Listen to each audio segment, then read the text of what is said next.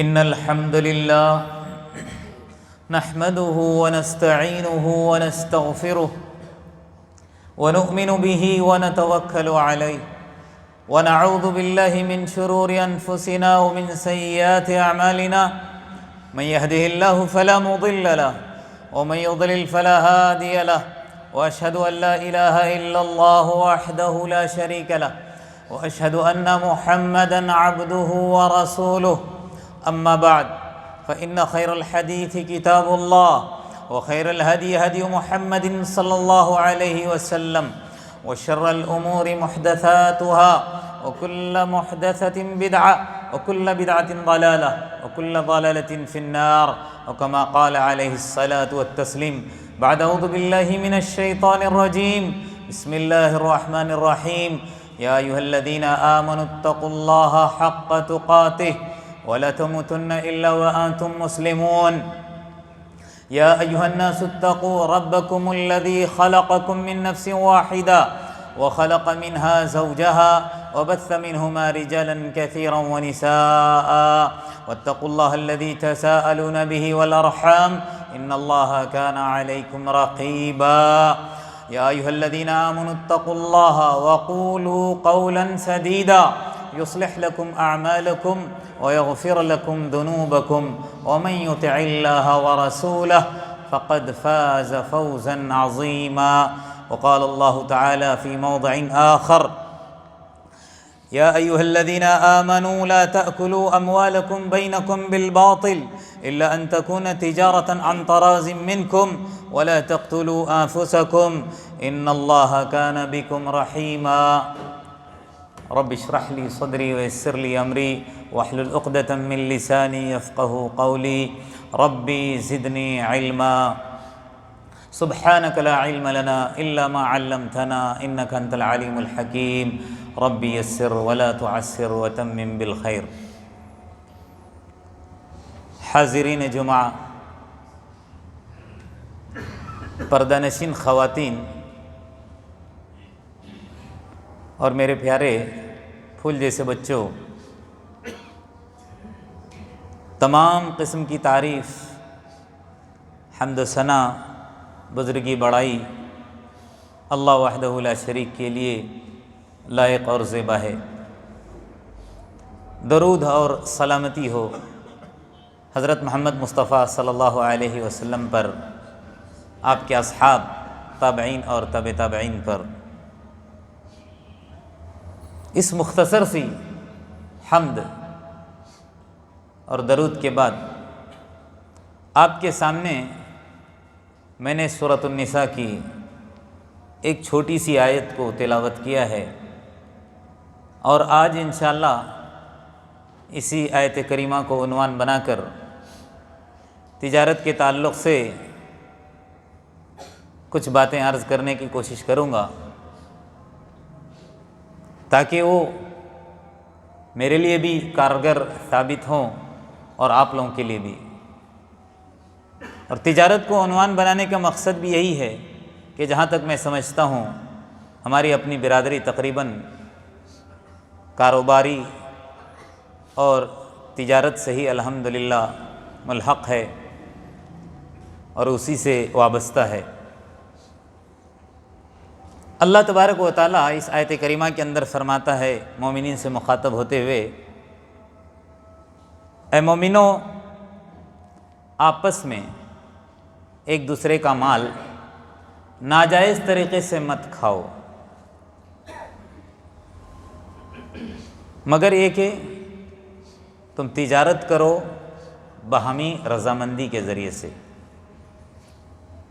اللہ تبارک و تعالیٰ ہم تمام مومنین سے مخاطب ہو کر یہی کہہ رہا ہے کہ ہم بال بچے والے ہیں، اعلی اولاد والے ہیں، کنبے والے ہیں، بڑے حسب و نسب والے ہیں، ہماری نسل بڑی ہے۔ اب جب ہمارے ساتھ کنبہ لگا ہوا ہے، ہمارے اعلی اولاد ہیں، تو ان کے لیے کما کر لانا، ان کا پیٹ پالنا، ان کو کھلانا، یہ ہماری ذمہ داری ہے۔ لیکن اللہ تبارک و تعالیٰ کیا کہہ رہا ہے کہ کھلاؤ ان کو حلال طریقے سے، جائز طریقہ اپنا کر، ناجائز طریقے سے کسی کا سامان ہڑپ کر کے نہ خود کھاؤ نہ اپنی اولاد کو کھلاؤ۔ صحیح طریقہ اپناؤ، اللہ تبارک و تعالیٰ کہہ رہا ہے۔ قرآن کا اگر ہم مطالعہ کریں گے، ہر جگہ اللہ تبارک و تعالیٰ ہم کو رزق حلال حاصل کرنے کے لیے کہہ رہا ہے۔ حلال روزی ہی کی جستجو اور تلاش کے اندر رہنے کے لیے اللہ تبارک و تعالیٰ نے ہم لوگوں کو مخاطب ہو کر فرمایا ہے۔ اس کے اندر بھی یہی کہہ رہا اللہ تبارک و تعالیٰ، تجارت اور کاروبار کے ذریعے سے حلال طریقے سے تم کیا کرو، مال کو حاصل کرو، خود کھاؤ اور اپنے آل اولاد کو کھلاؤ۔ دوستو، اگر ہم تاریخ کا مطالعہ کریں گے، لوگوں نے کسب معاش کے لیے 3 ذریعوں کو یا 3 ذرائع کو اپنایا ہے۔ 3 میں سے ایک ساتھ 3 کو تو نہیں اپنا سکتے، جب سے دنیا قائم ہے کہہ سکتے ہیں۔ اور وہ 3 ذرائع کیا ہیں؟ ایک زراعت ہے جس کو کھیتی باڑی کہا جاتا ہے، دوسرے نوکری ہے، اور تیسرے تجارت ہے، بزنس ہے۔ جہاں تک زراعت کا تعلق ہے، ہر کوئی اس کو کر نہیں سکتا، ہر ایک کے بس کی بات بھی نہیں ہے، لیکن انبیاء کرام نے زراعت کو بھی اپنایا ہے۔ چنانچہ انبیاء کرام نے زراعت بھی کی ہے۔ اور جہاں تک نوکری کا تعلق ہے، یہ ایک ایسا کام ہے کہ آدمی کسی کمپنی کے اندر، کسی دکان کے اندر قید ہو کر رہ جاتا ہے، اس کا اپنے آپ پر اختیار نہیں رہتا، وہ ان کے ماتحت رہتا ہے۔ لیکن کیا کریں، جب انسان کے پاس زراعت نہیں ہوتی، تجارت نہیں ہوتی، لیکن اپنا پیٹ پالنے کے لیے نوکری بھی کرنی پڑتی ہے۔ تو ایک کیا ہے، زراعت ہے، دوسرے نوکری ہے۔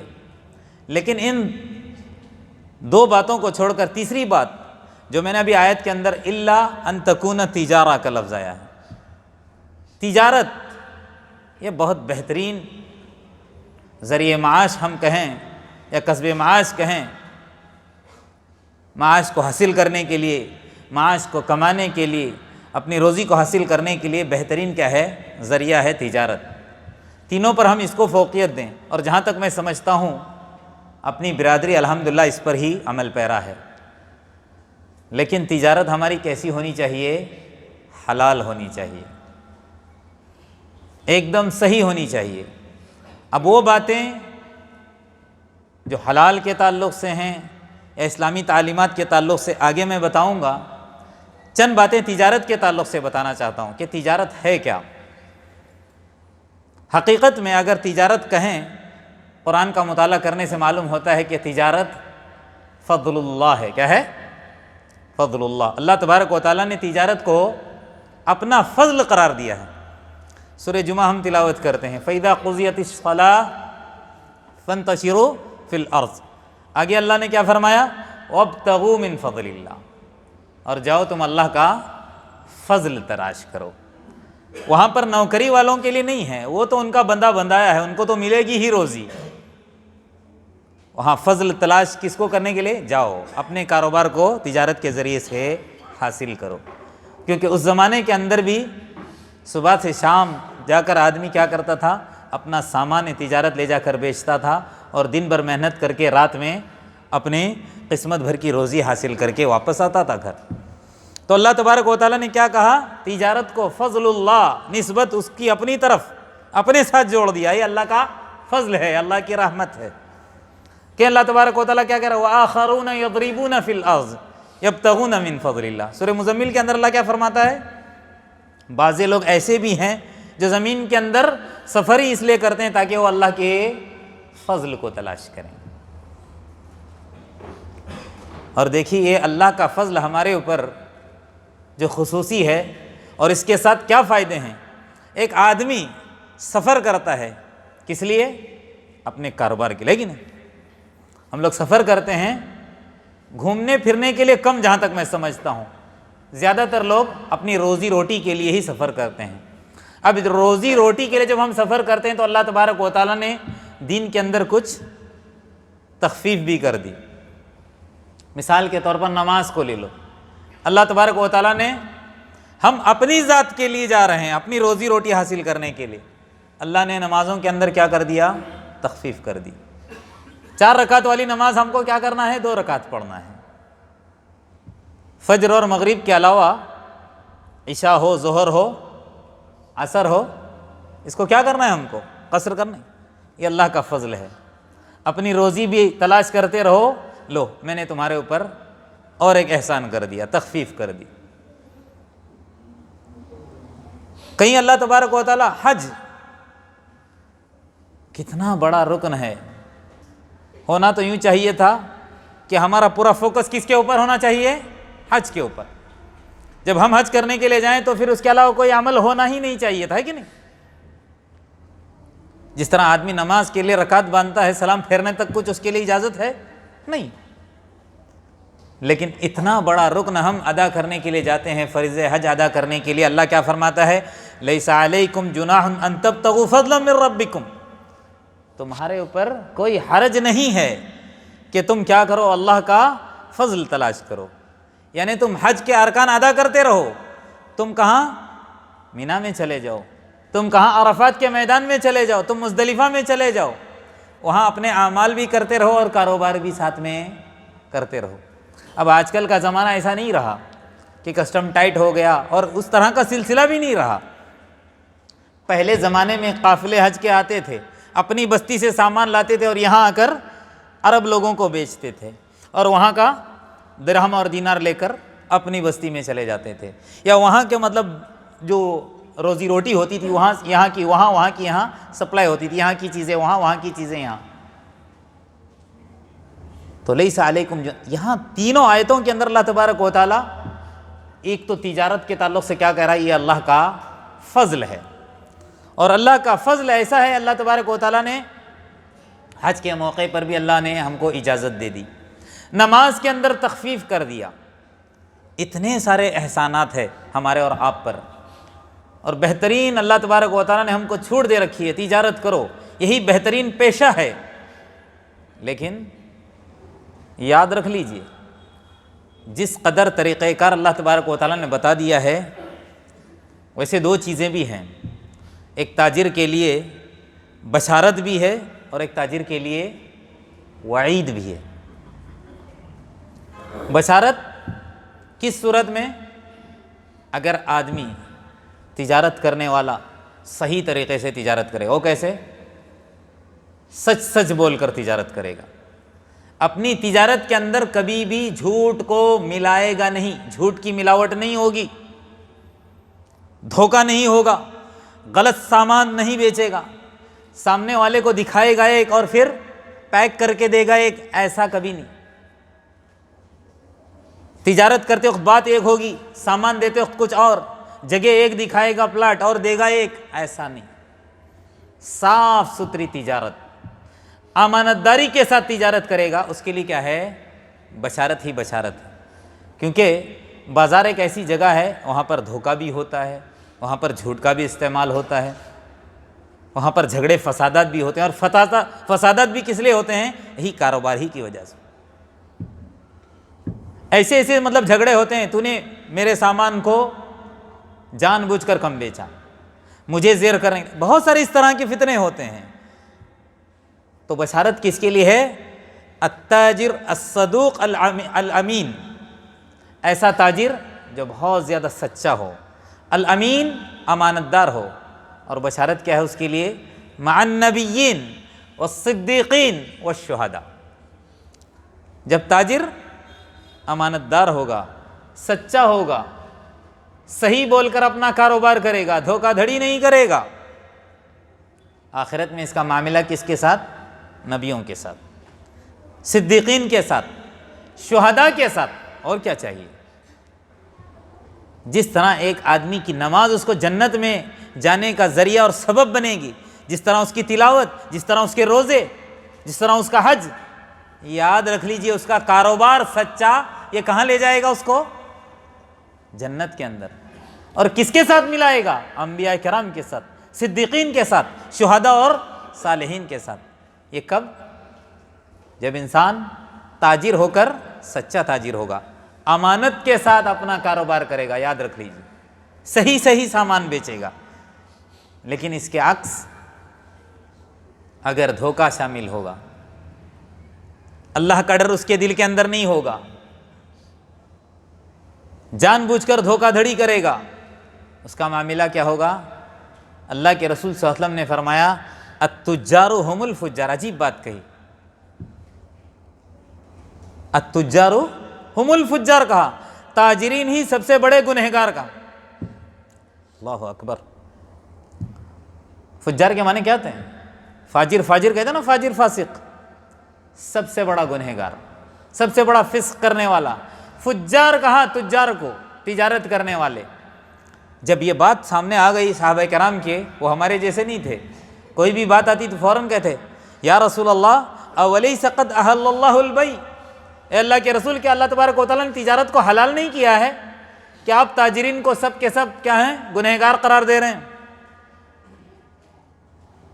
سوال اٹھتا ہے نا، اللہ کے رسول صلی اللہ علیہ وسلم نے کیا کہا کہ جتنے بھی تاجر ہیں فجار ہیں، کیا تجارت حلال نہیں؟ اللہ کے رسول صلی اللہ علیہ وسلم نے فرمایا وَلَكِنْ يُحَدِّثُونَ فَيَكْذِبُونَ۔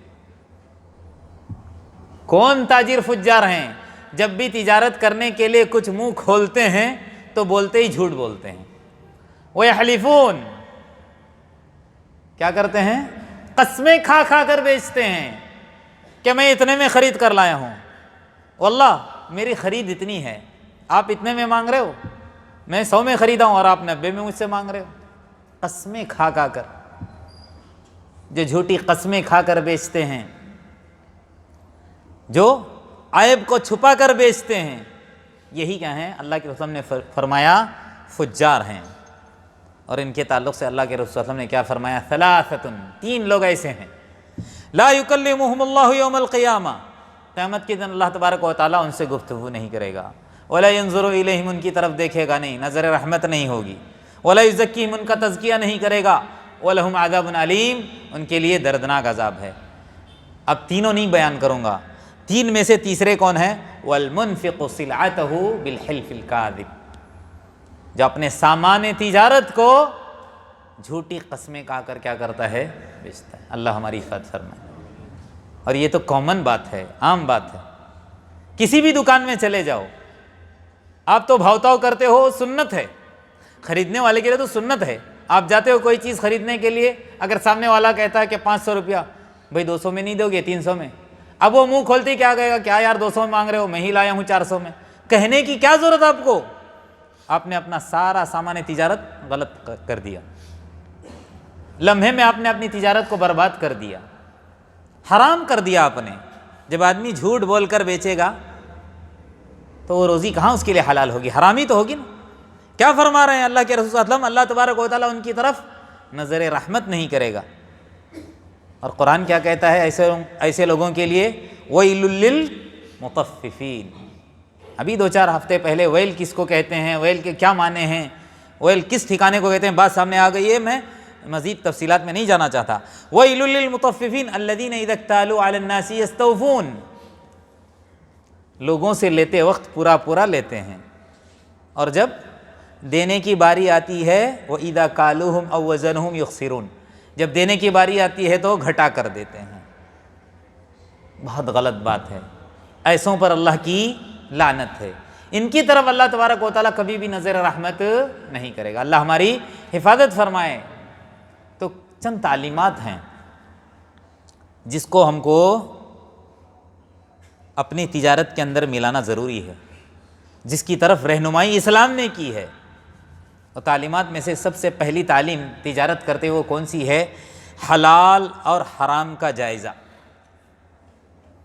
کوئی بھی کاروبار کرنے سے پہلے کہ وہ کاروبار صحیح یا غلط، یہ جانکاری حاصل کرنا بے حد ضروری ہے۔ اب یہ جگہ نہیں ہے کہ یہاں پر تفصیلاً بیان کی جائے۔ باقاعدہ اگر آپ لوگ احادیث کا مطالعہ کرو گے یا سیرت کی کتابوں کا مطالعہ کرو گے یا فقہ کی کتابوں کا مطالعہ کرو گے، اس کے اندر باقاعدہ بیوع ہیں، کتاب البیوع، ابواب بندھے ہوئے ہیں کہ کاروبار کا طریقہ کیا ہے، کیسی تجارت حلال ہے، کیسی تجارت حرام ہے، کون سا طریقہ اپنانا ہے، کون سا طریقہ نہیں اپنانا ہے، تمام چیزیں بیان کی گئی ہیں۔ تو حلال اور حرام کا جائزہ لینا تجارت کرنے سے پہلے بے حد ضروری ہے۔ افسوس ہوتا ہے کہ آج ہم پیسہ حاصل کرنے کے چکر میں، یا یوں سمجھ لیجئے کہ بہت تیز پیسہ حاصل کرنے کے چکر میں یہ نہیں دیکھتے کہ حلال ہے یا حرام ہے۔ جہاں کان میں پڑا کہ فلانی جگہ کمپنی اوپن ہوئی ہے، لاکھ پہ 10,000 دے رہی، 15,000، فوراً جا کر ہم وہاں پر پیسہ جمع کرتے ہیں۔ سوال کرنے پر کیا کہتے ہیں کہ ہم نے تحقیق کیا ہے۔ کوئی تحقیق نہیں کرتا آدمی، ایک مرتبہ کیا سوچتا ہے کہ انکم شروع ہو جائے۔ نہ دوستو، اللہ تبارک و تعالی یہ سوال کرے گا کل قیامت کے دن، جب تک ہمارے قدم اپنی جگہ سے نہیں ہلیں گے، کہ من این اکتسبہ وفیما انفقہ، کہاں سے مال لائے تھے اور کہاں خرچ کیا تھا۔ خرچ تو دوسرا مرحلہ ہے، پہلا مرحلہ کہاں سے حاصل کیا، یہ ہم سے سوال ہوگا۔ تو لہٰذا حلال اور حرام کا جائزہ لینا بے حد ضروری ہے۔ حضرت عمر رضی اللہ عنہ کے بارے میں آتا ہے کہ حضرت عمر رضی اللہ عنہ جب خلیفہ تھے تو بازار کا سروے کیا کرتے تھے، اور جا کر لوگوں سے جو تجارت کرتے تھے پوچھتے تھے ان سے کہ تو تجارت کرنے کے لیے بیٹھا ہے، کیا تو تجارت کا مسئلہ جانتا ہے؟ کیا پوچھتے تھے؟ تجارت کے بارے میں تجھے علم ہے؟ اگر تجارت کے بارے میں تجھے علم نہیں ہے تو تجارت مت کر، چھوڑ دے، کہتے تھے۔ کیوں پتہ ہے؟ یہ اس لیے کہتے تھے، یہ حضرت عمر رضی اللہ عنہ کا قول ہے، جو انسان تجارت کا مسئلہ نہیں جانتا، کاروبار کا مسئلہ اور علم نہیں جانتا، وہ ایک نہ ایک دن خود بھی سود کھائے گا اور سامنے والے کو بھی کھلائے گا۔ جو آدمی تجارت کا علم نہیں جانتا، ظاہر سی بات ہے وہ سود کے اندر ملوث ہوگا۔ اب جتنے اس کے پاس کام کرنے والے ہوں گے وہ بھی بیچارے کیا کریں گے؟ نوکر بن کر اس کا سود کھائیں۔ تو لہٰذا حلال اور حرام کا جائزہ یہ بے حد ضروری ہے کاروبار کرنے سے پہلے۔ دوسری چیز، تاجر جو ہوتا ہے، تجارت کرنے والا، اس کو نرم مزاج ہونا چاہیے، سختی نہیں ہونی چاہیے۔ اور یہ بتانے کی ضرورت ہی نہیں، الحمدللہ تقریباً ہمارے ساتھی بہت نرم مزاج ہی ہوتے ہیں کہ کسی طرح سے بکے۔ لیکن کون سی نرمی؟ یہاں پر معاملہ کیا ہوتا ہے، جہاں تک بیچنے میں نرمی، لیکن جب وہ واپس لے کر آتا ہے 10 منٹ میں آپ کی چیز خراب ہے تو پھر فوراً پلٹ ہو جاتا ہے، معاملہ سخت ہو جاتے ہیں، لڑائی جھگڑے پر اتر آتے ہیں، ساتھ میں اور ایک اسسٹنٹ لیتے ہیں کہ یہ میری چیز ہے ہی نہیں۔ نہ، دینے میں بھی لینے میں بھی ہم کو کیا ہونا چاہیے؟ نرم ہونا چاہیے، اپنا حق حاصل کرنے کے لیے، سامنے والے کا حق دینے کے لیے۔ یاد رکھ لیجئے، خالی اللہ کے رسول صلی اللہ علیہ وسلم نے دعا نہیں کی ہے، اللہ کے رسول صلی اللہ علیہ وسلم نے جو کاروباری ہوتا ہے، چاہے خریدنے والا ہو بیچنے والا ہو، دعا دی ہے اللہ کے نے، رحیم اللہ کہا۔ کیا کہا؟ رحیم اللہ، اللہ اس بندے پر رحم کرے، رجلن، ایسے آدمی پر، سمحن، جو نرمی برتتا ہے، اذا باع، جب کیا کرتا ہے؟ کاروبار کرتا ہے، بیچتا ہے۔ باع یبیع کے معنی کیا آتے ہیں؟ بیچنے والا۔ پھر کیا فرمایا؟ سمحن اذا اشترى، جب کوئی چیز خریدنے بھی جاتا ہے تو بھی نرمی کا معاملہ۔ سمحن اذا اقتضى، جب اپنے حق وصول کرنے کے لیے جاتا ہے، یا سامنے والا اپنے سے کوئی اپنا حق طلب کرنے کے لیے آتا ہے، تقاضا کرنے، تب بھی وہ کیا کرتا ہے؟ نرمی برتتا ہے۔ یہ بھی اسلامی تعلیمات میں سے ایک تعلیم ہے کہ تاجر کو کیا ہونا چاہیے؟ نرم مزاج ہونا چاہیے۔ اچھا، ایک اور بات ہے، وقت کم ہے اس لیے جلدی جلدی بتاتے جا رہا ہوں، 2-3 باتیں رہ گئی ہیں۔ تیسری بات کیا ہے کہ آدمی کو جو تجارت کرنے والا ہے، اللہ تبارک و تعالیٰ سے برکت والی روزی مانگنی چاہیے کہ اللہ میں جو بھی تجارت کر رہا ہوں، اللہ تو اس کے اندر کیا کر دے؟ برکت ڈال دے۔ اللہ کے رسول صلی اللہ علیہ وسلم نے، راوی حدیث ہیں صخر الغامدی، فرماتے ہیں اللہ کے رسول صلی اللہ علیہ وسلم نے ہم کو ایک دعا سکھائی ہے۔ وہ دعا کیا ہے؟ اللہم بارک لی امتی فی بکورہا، اے اللہ میری امت کی صبح کے اندر کیا کر دے؟ تو برکت ڈال دے۔ یہ حدیث کیا بتلاتی ہے کہ ہم جب اپنا کاروبار کریں تو صبح صبح فجر کے بعد ہم اپنے کاروبار کی کیا کریں؟ ابتدا کریں. ضروری نہیں ہے، فرض نہ اور فرائض کے اندر نہیں ہے، لیکن اللہ کے رسول صلی اللہ علیہ وسلم کی سنت ہے. اللہ کے رسول صلی اللہ علیہ وسلم نے اپنی امت کی صبح کے اندر برکت کی کیا کی ہے؟ دعا کی ہے کہ اللہ میری امت کی صبح کے اندر کیا کر دے، تو برکت ڈال دے. کہ اپنا کاروبار کیسا ہونا چاہیے جب ہم کریں؟ صبح صبح اپنا کاروبار ابتدا ہو. ہمارا معاملہ کیا ہوتا ہے؟ دن بھر سوتے رہتے ہیں. باہر جو اپنے ہیں، یہاں کی بات نہیں کہہ رہا ہوں، میرا اپنا تجربہ ہے. عصر کے بعد، مغرب کے بعد ہم اپنے کاروبار کے لیے نکل جاتے ہیں. صبح ہماری بستر پر ہو جاتی ہے. اللہ ہماری حفاظت فرمائے. اسی لیے بے برکتی ہے. اللہ کے رسول صلی اللہ علیہ وسلم کیا کہہ رہے ہیں؟ میری امت کی صبح کے اندر، رات کو اللہ تبارک و تعالیٰ نے سونے کے لیے وَجَعَلْنَا اللَّيْلَ لِبَاسًا وَجَعَلْنَا النَّهَارَ مَعَاشًا، ہے نا؟ سورہ نبا کے اندر یہ ہے نا، رات کو اللہ تبارک و تعالیٰ نے لباس بنایا ہے اور دن کو ذریعے معاش بنایا ہے، اور برکت اسی کے اندر ہے. اللہم بارک لامتی بکورہا. تو یہ صحابی جو بیان کر رہے ہیں، کہتے ہیں میرا معاملہ اور میرا طریقہ کار یہی تھا. جیسے اللہ کے رسول صلی اللہ علیہ وسلم نے کہا صبح صبح کاروبار، میں اپنے کاروبار کے لیے صبح نکل جاتا تھا. لہٰذا اللہ تبارک و تعالیٰ نے ان کے کاروبار کے اندر ایسی ترقی دی، فَأَسْرَى وَكَثُرَ مَالُهُ. اتنی ترقی ہوئی کہ اتنا ان کا مال بڑھ گیا. الحمدللہ بڑے بڑے جو صحابہ کرام تھے، غنی اغنیا، ان کے اندر ان کا کیا ہوتا تھا؟ شمار ہوتا تھا. بڑے مالدار اور پائے کے، جس طرح تھے عبد الرحمن بن عوف رضی اللہ عنہ کے بارے میں آتا ہے، ایسے پائے کے جو صحابہ کرام تھے ان میں ان کا بھی شمار ہوتا ہے، صخر الغامدی. لیکن یہ کیا کہہ رہے ہیں؟ اللہ کے رسول صلی اللہ علیہ وسلم نے کہا کہ صبح صبح اپنا کاروبار.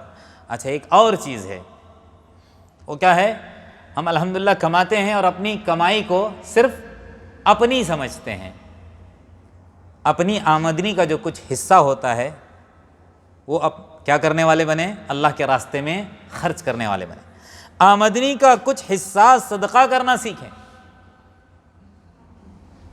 یعنی یہ طے کر لیں کہ منتھلی جو ہماری کمائی ہوتی ہے اس میں سے میں فلانے کی کفالت کروں گا. ہمارے محلے میں اگر کوئی غریب ہے، مسکین ہے، میں اس کی کفالت کروں گا. یا اپنا پڑوسی بیچارہ اگر کوئی کمزور ہے، یا اپنا دوست یا اپنا رشتہ دار، کوئی بھی قریبی، اس کی ذمہ داری میری ہے، میں اس کی ذمہ داری لیتا ہوں، میں اس کی کفالت کروں گا. یا فلانے ادارے میں دوں گا، یا فلانی مسجد کے اندر میں ہر مہینے میں کچھ بھی ہو جائے اپنے آمدنی کا کچھ حصہ اللہ کے راستے میں کیا کرنا ہے. یہ زکوٰۃ کے تعلق سے نہیں کہہ رہا ہوں میں، کیا ہے؟ صدقہ، نفلی صدقہ. اس سے بھی اللہ تبارک و تعالیٰ کیا کرتا ہے؟ ہمارے کاروبار کے اندر برکت دیتا ہے. ایک اور چیز کیا ہے؟ اللہ کے رسول صلی اللہ علیہ وسلم نے فرمایا شوبوا بیعکم بالصدقہ. تم اپنے کاروبار کے اندر صدقے کو ملایا کرو. کیا مطلب ہے؟ جب آدمی اپنے کاروبار میں سے جو انکم ہوتی ہے اس میں سے اللہ کے راستے میں نکالے گا، تو اگر اس سے کچھ کمی کوتاہی ہو گئی ہے دوران کاروبار، اللہ تبارک و تعالیٰ وہ چیزیں اس کی کیا کرے گا؟ معاف کرے گا. صرف اس برکت کی وجہ سے کہ اس نے اپنا حصہ کہاں؟ اللہ کے راستے میں دے دیا. تو لہٰذا یہ کام کرنا چاہیے. یہ تو اپنا منتھلی میں بتا رہا ہوں، لیکن اگر ہمارا بڑا کاروبار ہے جو کہاں تک پہنچتا ہے؟ نصاب تک پہنچتا ہے. 10 لاکھ 50 لاکھ 25 لاکھ بڑا کاروبار ہے، اور ہم کو حساب ہے کہ سالانہ اتنا میرا مطلب رہتا ہے ہمارے پاس اسٹاک. تو زکوٰۃ یہ تو فرض ہے، 40واں حصہ یہ تو ضرور نکالنا ہے، کیونکہ اس کے بغیر چارہ کار ہے ہی نہیں. اللہ کے رسول صلی اللہ علیہ وسلم نے بھی فرمایا، اور قرآن بھی ہم کو اس بات کی تعلیم دیتا ہے. یہاں تک کہ اللہ کے رسول نے کیا فرمایا؟ حسنوا اموالکم بالزکاۃ. زکوٰۃ کے ذریعے سے تم اپنے مالوں کی حفاظت کرو. جو انسان اپنے مال میں سے زکوٰۃ نہیں نکالتا، اللہ تبارک و تعالیٰ وہاں سے کیا کرتا ہے؟ برکت کو اٹھا دیتا ہے. پھر انسان پریشان ہوتا ہے، اتنی محنت کر کے اتنی پونجی جمع کیا تھا، سب ختم ہو گئی. اگر وہ اپنا جائزہ لے گا، اپنے گریبان میں جھانک کر دیکھے گا، تو اس کو معلوم ہو جائے گا کہ یہاں میں نے خطا کی. اگر میں نے صحیح حساب نکالا ہوتا، اللہ کے راستے میں اس کا حق دیا ہوتا، تو آج یہ حادثہ میرے ساتھ نہ پیش آیا ہوتا. تو حسنوا اموالکم بالزکاۃ. اپنے مالوں کو زکوٰۃ کے ذریعے سے کیا کرنا ہے؟ محفوظ کرنا ہے. اور آخری بات وہ کیا ہے؟ تجارت کے ذریعے سے فرائض کے اندر، نوافل کے اندر، سنن کے اندر کوتاہی ہم نہ کریں.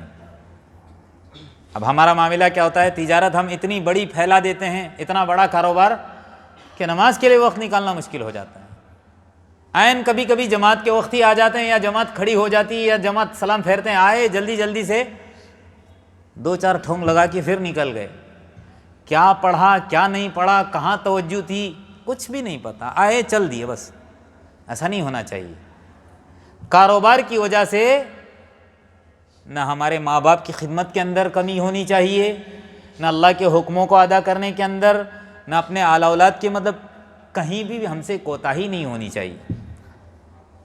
تجارت بڑھانے سے منع نہیں کیا گیا ہے، تجارت کرو، لیکن تجارت کی وجہ سے اللہ کو اگر حکم کے اندر کوتاہی ہو رہی ہے پورا کرنے میں، تو تجارت کو ہم کیا کریں، کم کریں۔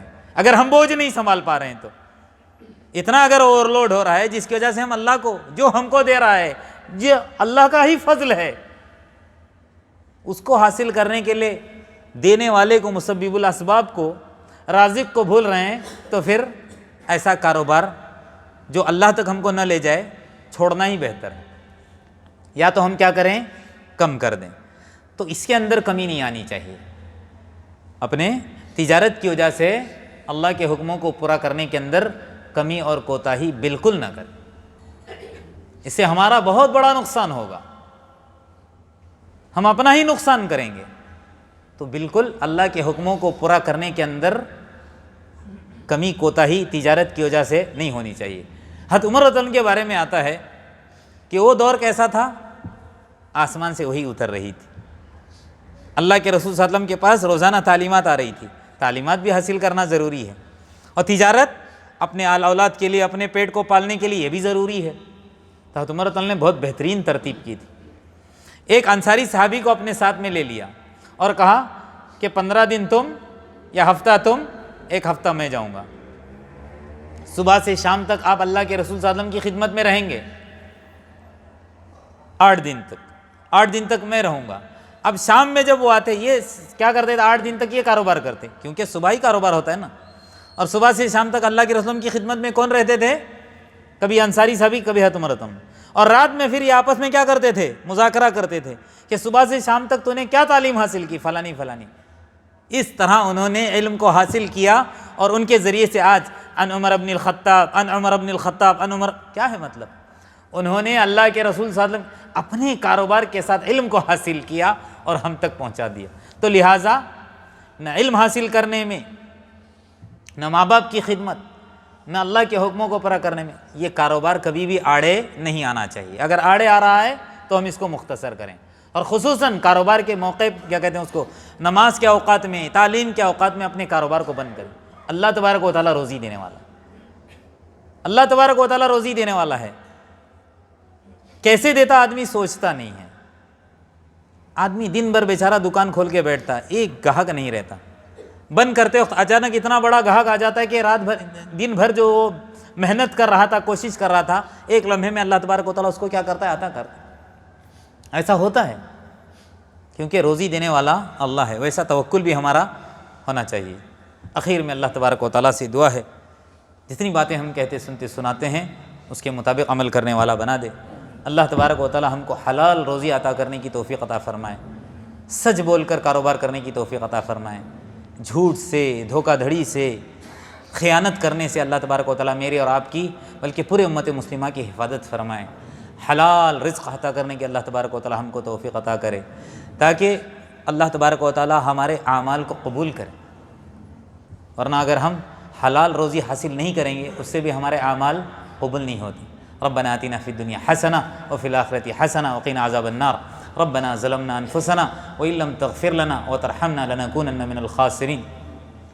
آمین۔ سبحان ربک رب العزة عما یصفون وسلام علی المرسلین والحمد للہ رب العالمین۔ بارک اللہ لی ولکم فی القرآن العظیم ونفعنی وإیاکم بما فیہ من الآیات والذکر الحکیم۔